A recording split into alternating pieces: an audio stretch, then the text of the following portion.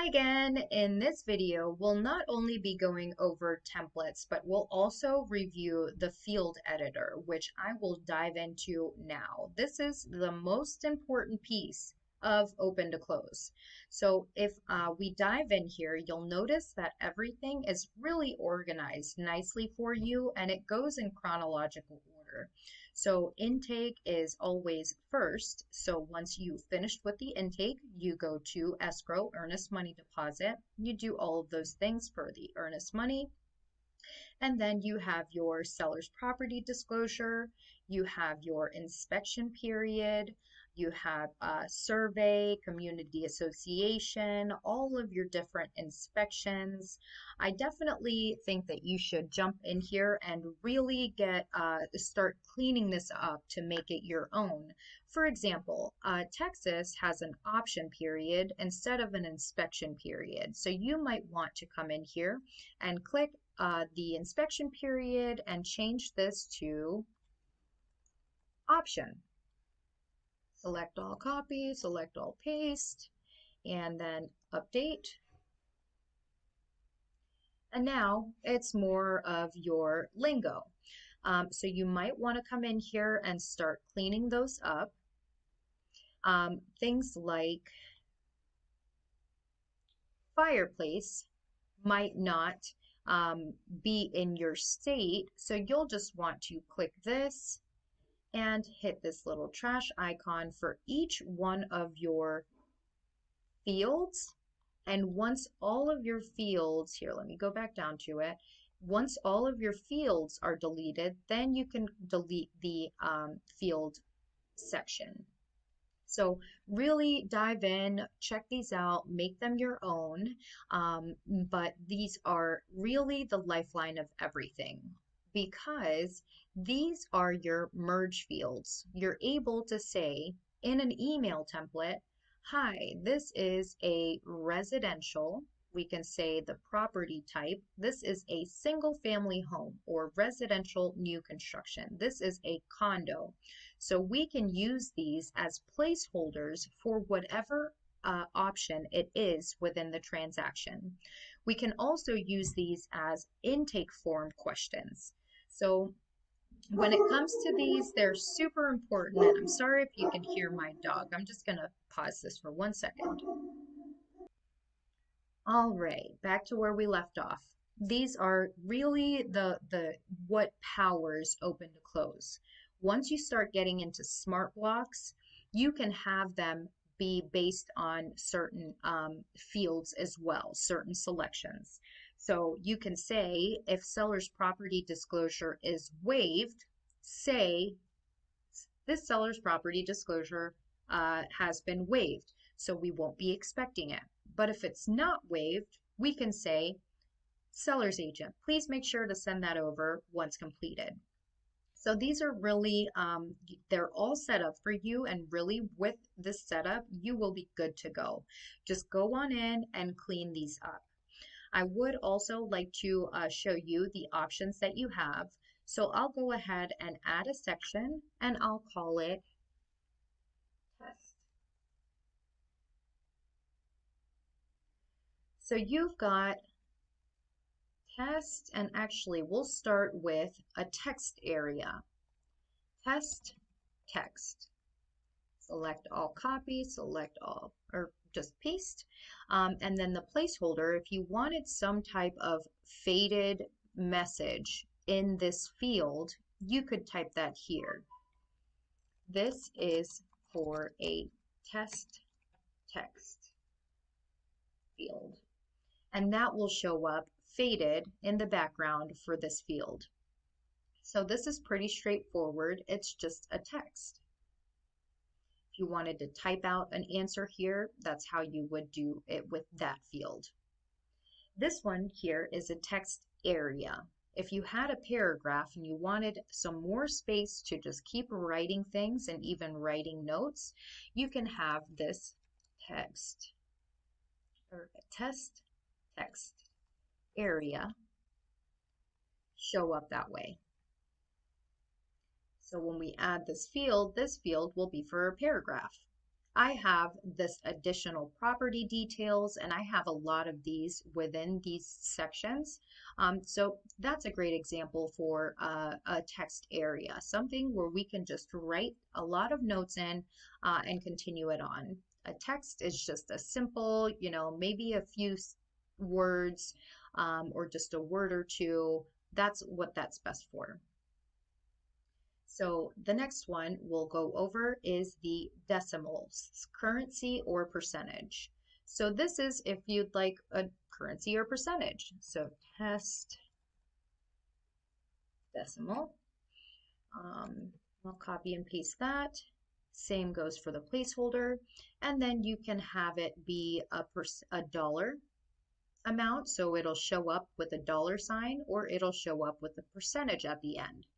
You can also say whether it has .00 at the end or just a full dollar amount. Same with percentage.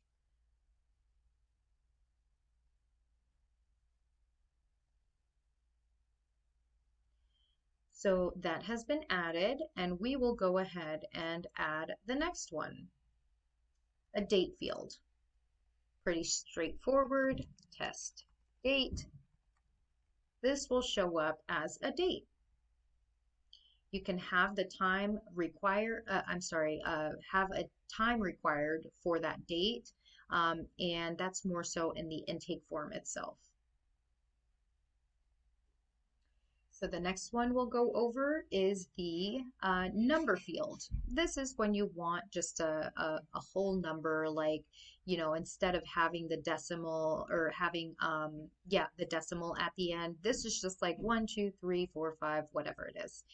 When it comes to like escrow numbers, I would do a text because this will add the comma to that number. So if it was 1, 2, 3, 4, 5, 6, it'd be 1, 2, 3, comma 4, 5, 6, while we could just do a whole long number for a text. So I'm just going to do test text. Oh, it's actually not a text, sorry. Number. And last but not least, and my personal favorite, is the choice fields. So choice fields are a little bit more complex. These are just drop downs really at the end of the day, but I'm going to go ahead and walk you through this. So test choice.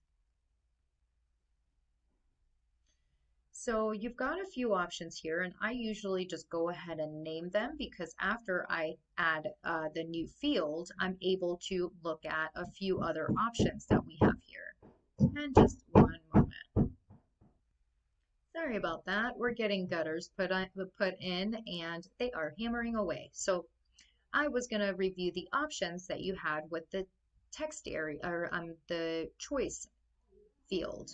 So once you go ahead and add the new property, I would just jump in here and start adding our selections. So maybe not applicable, done, waiting, need. So now we've got some choices. I usually start typing my options from the bottom up because they add to the top. And if you do it the other way around, you can just easily go through those and change them up.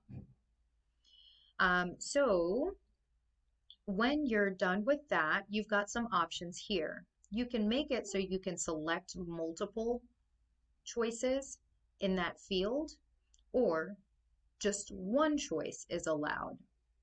You can make it so the intake form shows these as radio buttons, which it's defaulted to show as a drop down. So if you wanted to just show as radio buttons, you could say yes, show as radio buttons. And it defaults to showing in a row instead of a column. So if you wanted it to show in a column, you would say yes to stacked. My rule of thumb is if it's more than 2 options, make it a stacked option, Otherwise, it's going to run along horizontally, and that doesn't really look right when you've got multiple options. It's so much easier visually and to select when it is going up and down in a column. So those are just some tips on here, and once you update these settings, you'll want to hit I understand and update. So that is where I'll leave it with this. Just one moment, I'm going to do another pause. The beauty of working from home. Sorry about that. So you do have another few options here. It's going to be showing in the portal, just like those contact roles. You can make it so that a field shows in the agent portal or doesn't. So you can control that. You'll see here that all of them show. So you might want to go through here and make sure that they're not showing if you don't want them to show. And then the little, I think I mentioned this, the calendar icon here, if it's faded gray like this, that means it's not going to automatically add to the calendar. And if it's purple, it will. So you might want to go through these and also select whether you want them to show or not. All right, just a few other tips when it comes to the field editor. If you go to, if you hover over here, you can go to your different field groups and edit those. And if you wanted to sort your field groups, let's just say you wanted this one here, you could click and drag those by hitting that sort groups. You can sort these sections, and you can move things from one to the other as well if you wanted to. How it works always helps. And that is it for the fields. Let's dive into the templates. So you've got a bunch of different templates. This is basically where you store all of your main things. These are for intake forms, for property templates, for task templates, for email, text, document, one sheet, field templates, date templates, your API field maps, which are used for the API synchronizations like 𝗵𝗲𝗶𝘀𝗀𝗺, 𝗪𝗏𝗀, and then you've got file storage where you can store files that you just want to easily access within your system, and you can import, and then you can show a list of all of your imports. So we'll dive into this in just a minute. But I'd like to go ahead and start with email templates. This is where you'll probably want to start as well. I do have a bunch of sample ones, so I would go ahead and look through these and see if there's anything that you could use for your business. You're going to want something for everything that you really communicate. Every time you see something that you send over and over again, as simple as I've attached the new addendum for this transaction. Please let me know if there's anything else I can do to help. Add that here so that we can attach it to a specific task. So just a brief overview of this. This is where you can see all of your categories. You can add them. You can have a buyer, seller one, however you'd like to really organize these. And then you can hit the sort templates to easily move things around or see things in a bird's eye view, being able to see exactly where something is. You can add a new one here, and if you are importing templates or if you import any templates, you can actually clean them up. Let's say 𝗵𝗲𝗀𝗽 has percentage signs as their merge fields. So if you import from let's just say 𝗵𝗲𝗶𝘀𝗀𝗺 or from 𝗵𝗲𝗀𝗽, you just select which brackets, which type of brackets that they have, or the sign that they have, and convert whatever that is. Let's just say it's brackets with an underscore. You can convert it to what OTC uses. So this is actually what OTC uses. So that wasn't a great example, but if it was a dash instead of an underscore, you could go ahead and quickly clean those up so you're not going in and changing each merge field to the new one. How it works: you can add a new one here. You can select all. You have some options here to either clone them, and you can find specific things to change those. I'm just going to close this out. You can categorize them when you have categories set up. So if you wanted to categorize all of these in a specific thing, you could do so, or pick and choose which ones you do want to categorize. And then you can change the contact rules within those email templates as well. So if you wanted to convert, so if you cloned a bunch of buyer ones to create seller ones, and you wanted to change that contact role from to the buyer's agent or to the buyer. Okay, so if you wanted to convert buyer to seller, you would say you want it to be to, and then come down to the seller, and then you'll want to remove the buyer, and this is the to. If you go to the CC down here, and you were CCing the buyer's agent, you'll want to add the seller's agent and remove the buyer's agent. And you can do the same thing for the BCC.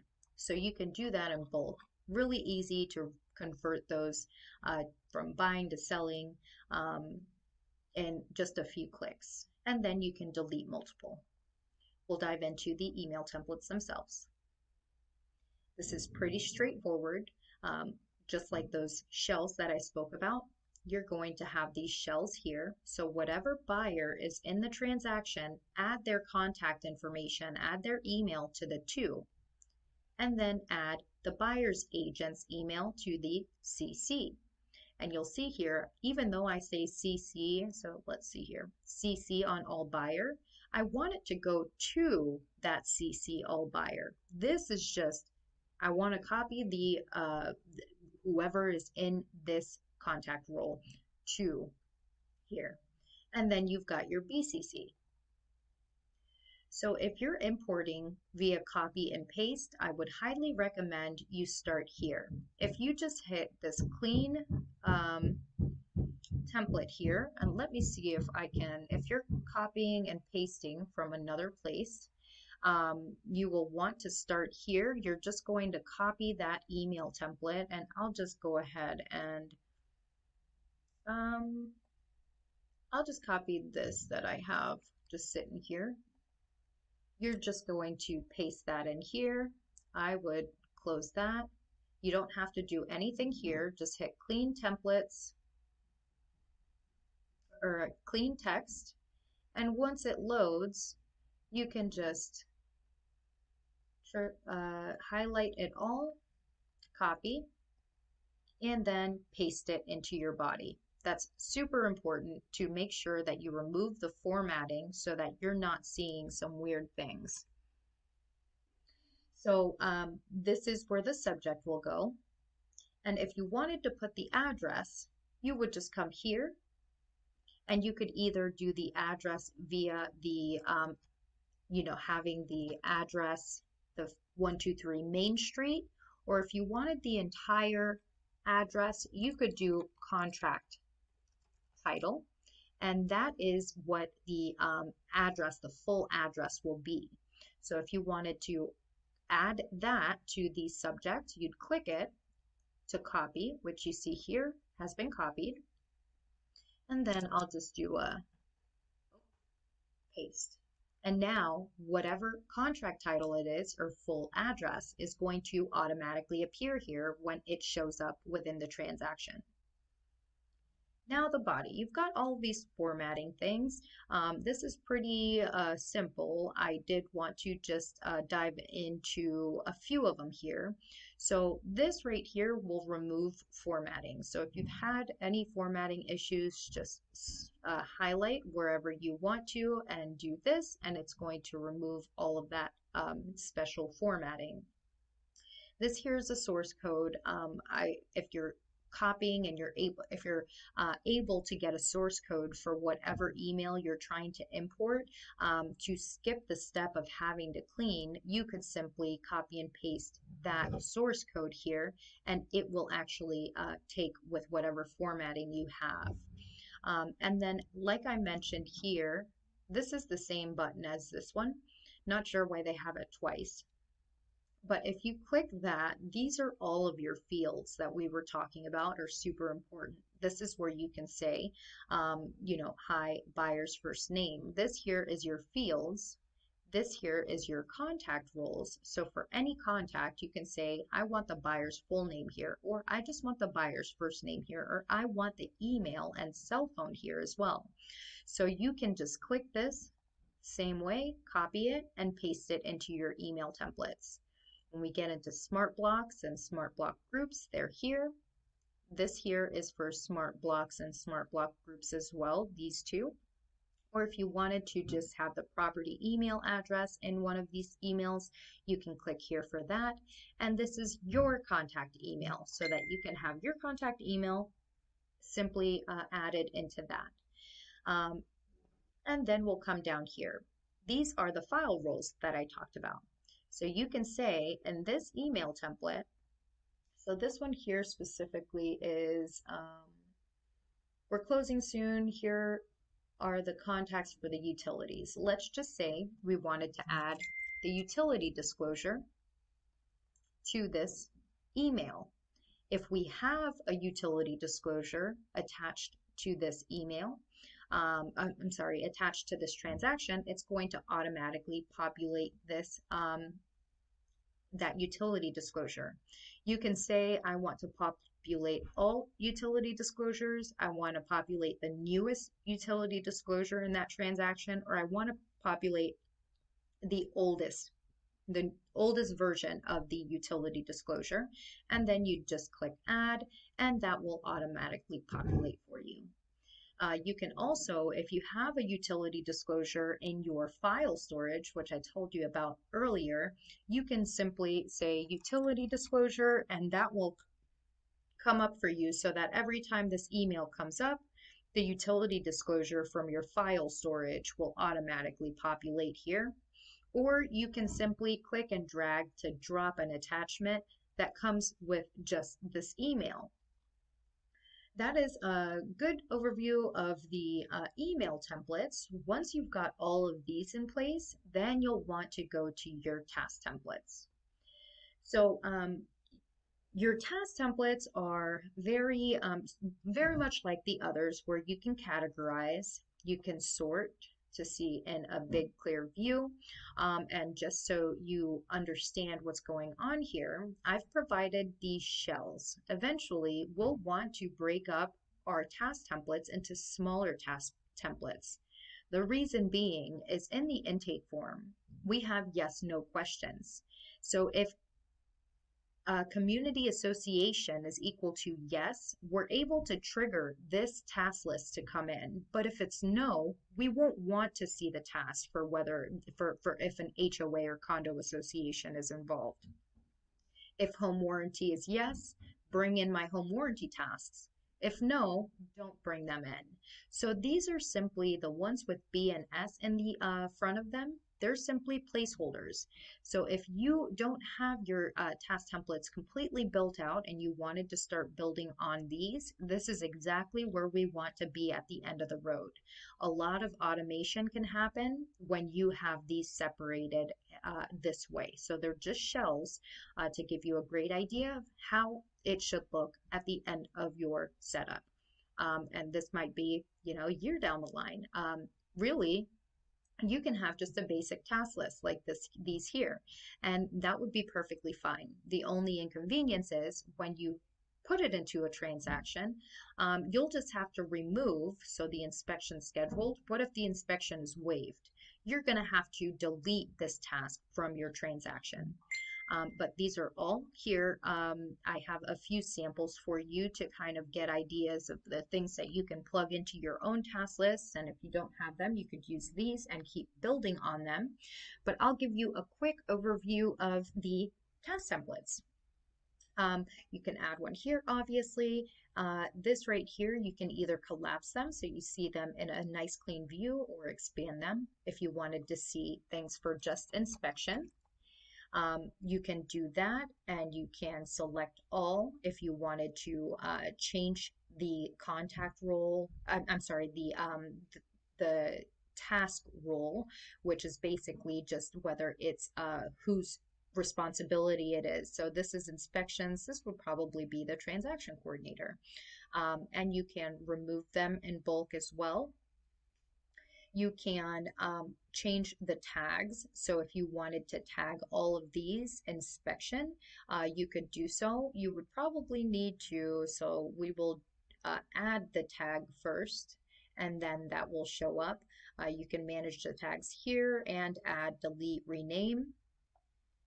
And then you can change in bulk contingency dates. So if you had five different tasks that you wanted to change to happen the same day as under contract, you could say, you could change that contingency property date to the, instead of doing 0, you'll actually click here and do same day as contract date.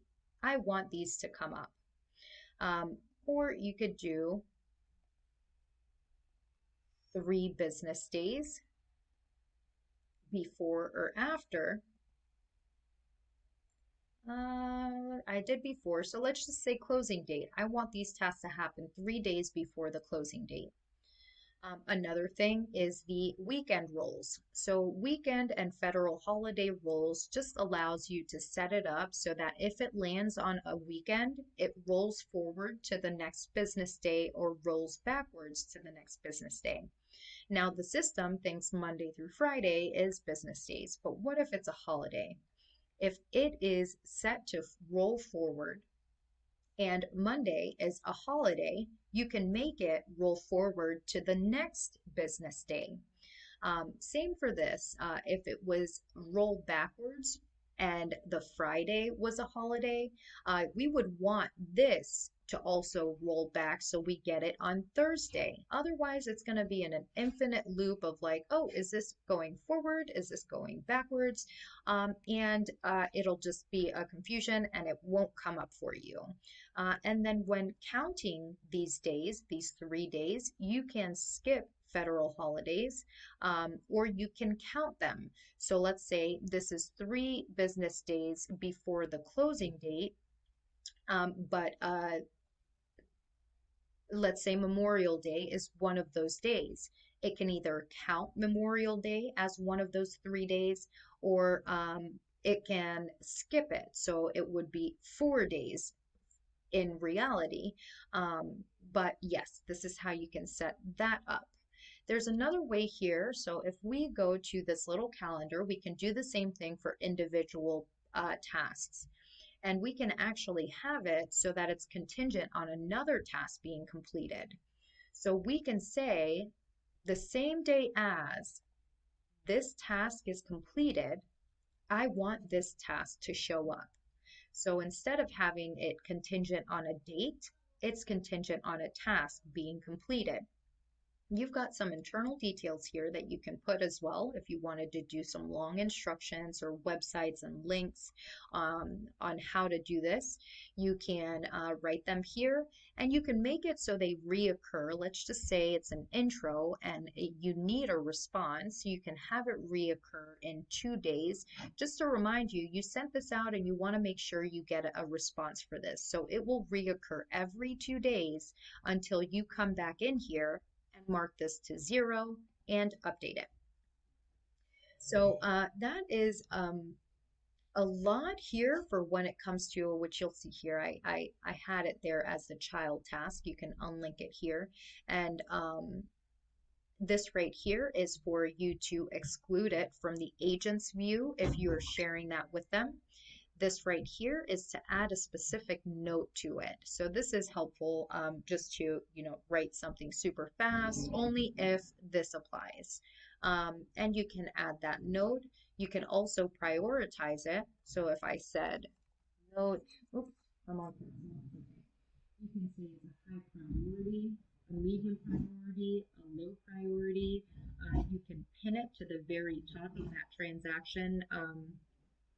Of the, like if you had multiple notes, you can pin this to the very top of the notes section for this task, and you can delete it.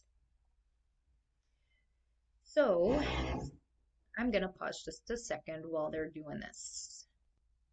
All right, just a few other things. These little icons here, they are a lot of the other background settings. So if you wanted to pin this task to the top, you could do that. You could pin multiple so they stay at the top of your task list in the transaction. If you wanted to have them be critical tasks so that you can filter, like I showed you in that task pipeline, or within the transaction, you can filter by critical tasks as well. This is those internal details that I mentioned. So instead of jumping to the date contingency or the contingency calculator, it'll jump to the internal details. So this here is the same thing as this. This just jumps to the internal details. This jumps to the date contingency. And this here jumps to that reoccurring. So it's all the same place, just a different button to jump straight to it.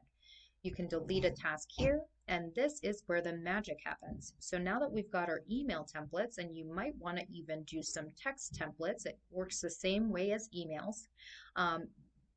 You can hit here, and it's basically a trigger. So when I complete this task, trigger this to happen. You've got three options here. You can say when the task is completed or when it's not completed by a certain date, trigger this. So if I'm saying it's completed, trigger an email to go to my health bar, which we'll talk about in a little bit. Trigger an email to go to my health bar, or trigger a text message, or trigger a template to be added or removed from my tasks. So I'm just going to do an email. When we add it here, the first thing we'll want to do is turn this on. And then I always am just in the habit of opening the options. So the options for this here is to trigger it to be queued in the health bar to be inspected and sent. But if we hit this here, by completing that task, instead of shooting it up to the health bar, it's going to send it automatically.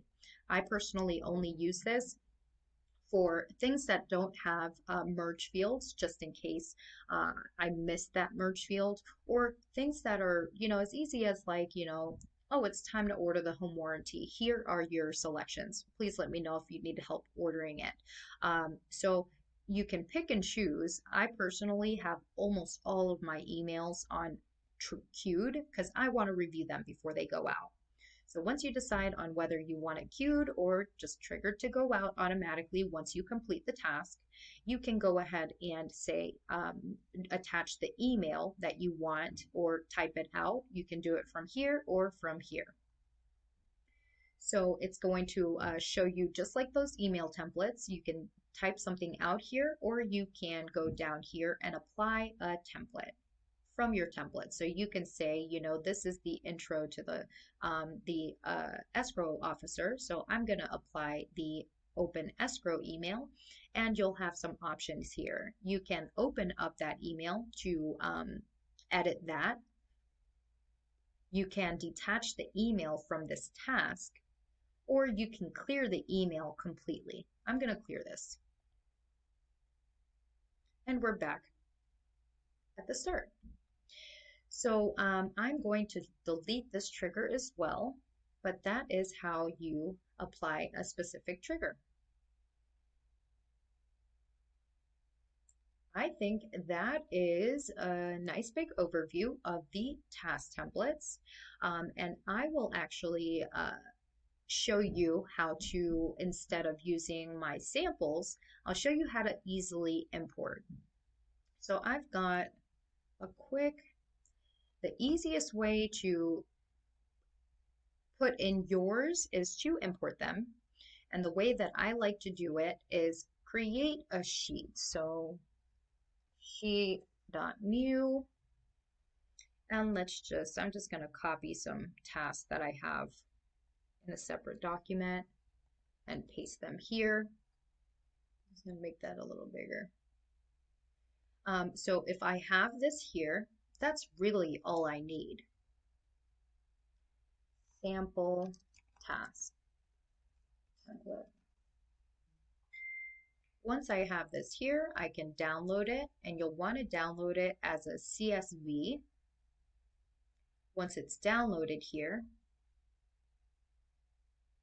you can go back and you can actually import emails, contacts, tasks, text, and properties. I never really use properties, but we're going to do a task template. You'll name it test task, and then you can either click and drag, or you can open that up to review and add your own. Once you hit upload spreadsheet, I'll select a file. I did. Oh, maybe because I hit locate, it removed it. There you go. Something happened there. So now you can pick what that is, whether it is, so you could have done columns, and I personally don't use these. I've found that sometimes they don't work, so I don't spend my time doing it. I just do it manually and in bulk. So you'll just say, this is the task name. And if you want to give it a shot with these other ones, all you'd have to do is add in this order. So this description, summary, you would add description, summary, just like this, as easy as that. And it should, but I've just personally not seen that it worked sometimes, so I've just given up on it.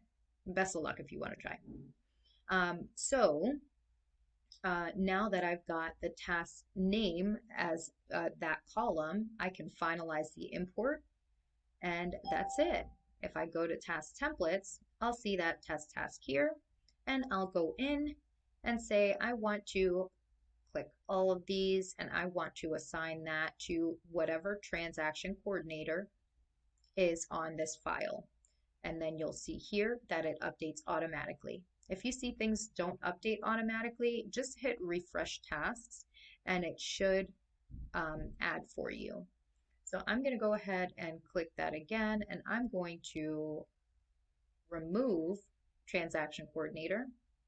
And you can see, well, okay, there you go. You can see that it removed all of those. So you can go through and say, you know, this here, this goes, happens the same day as the contract date. Apply that. And then you'll see that change, same day as. You can go through and say this one, that one, that one, all happen on a different day. You can do that. And then you can come here and sort them if you need to. So I'm going to select, I'm actually just going to delete this. And I'm going to all imports. And I mentioned that it'll show there. I'm also going to delete that. That is how easy it is to import. So if you wanted to import your contacts, this is how you would do it here. So I usually just copy all of these. And I'm just going to create a new tab here. You'll want to do Control-Shift-V so that it comes in order and unformatted. Or you could have simply just right-clicked, paste special, paste values only, and it'll do the same thing.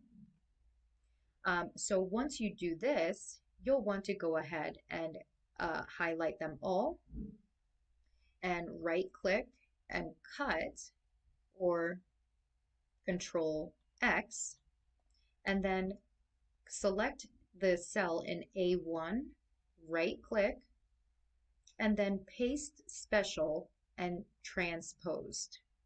I usually just scroll through here and then hit the delete button to remove those, And now you can add all of your contacts just like this, and it will import exactly the way that it needs to be. So once these are all filled out, you've got all of your people in the right places. I do want to add, there is a way to, oh, it looks like, yeah, I missed this one here. So maybe you will want to copy all of this or just go ahead and insert one to the left and say roll. You just want to make sure that it is exactly the way that your contact roles are here in the filter. So make sure that whatever it is, it's identical to the way it is in your contact roles, and that way it will assign that contact role without you having to do it individually for every single person that you have here. Just type it out. This one goes to the buyer. This one's the buyer's agent. Just make sure that they are identical to what you have in your contact roles. And then just like I did with the task template, you're just going to download as CSV and you're going to import the same exact way. You'll say it's contacts, you'll drag and drop, upload spreadsheet, go through and assign what column is with what piece of information, just like we did in the task templates. Easy as that. Once you hit that import, finalize import, it'll import all of your contacts into the contact tab. You can start categorizing from there. All right, and the last thing that I'd like to cover is the document templates. These document templates are for your transactions, and they're placeholders for your actual documents. The way that I usually like to do it, I like to create a new one. So all of this is the same as what I've just showed you. I like to create one for their compliance department. So whatever their compliance, like with Keller Williams and Command, they have a list of each document that's required. The way that I like to do it, actually, let's not do, oh yeah, that is a residential seller. So let's just go through here. I'll jump right into this one. So the way that I like to do it is exactly how they have it in their compliance, wherever they have all of their compliance documents.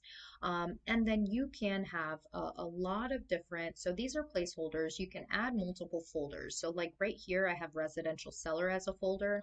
If I wanted to write, if I wanted to have a repairs folder, repair invoices folder, I could do that and simply click here to add different placeholders. Invoice 1, add invoice 2, and so on and so forth. I can collapse all to remove the note section of all of it, but you can add a note to this. Make sure to request. And then you can save as a new one if you had a different note. ASAP. You can update or save as a new note. You can also do this stuff within the transaction and you'll see all of those notes here. You can pin them, you can exclude them. Well, they default to exclude notes from the agent portal view. So if you wanted to show that note, you could just click there to make it so it does show them. I'm just going to delete these. All right, so now that we've got kind of that part down, I'd like to show you a few things on these buttons. You're able to completely customize these buttons. So if in your document template you have this one as missing, when you add this template to your transaction, it's going to show up as missing automatically. This one here, if this is always, so that's not a great example for it, but let's just say the earnest money check is always missing, right? So, when you first start a transaction, and then let's just say The seller's property disclosure is always missing the buyer's signature. We have the seller's, it's always missing the buyer's signature. So we can have it so it always shows that way. And then we can have this so that it always shows green because we always have it signed by the seller. If you wanted to customize these buttons, it's really easy to do so by going to Manage File Buttons here. And you can add as many buttons as you'd like, and you've got a few other settings here that we'll go over within the transaction itself. So you can make them a specific color. You can exclude the entire folder or exclude just the document. You can add a note for that folder. You can delete that here, and you already know that you can add. So that is, oh, you have some options here. So you can make it so you see the options or hide the options. And you can delete a specific one from here. We'll dive deeper into these document templates in the next video. But you can go ahead and start exploring these things. Also, take advantage of these these how it works buttons. And also, of course, head over to support if you have any specific questions. They do a lot of strategy sessions, videos, blogs on best practices as well. So you can always find your answers there as well. All right, we'll move on to the next video where we'll actually look at a transaction itself.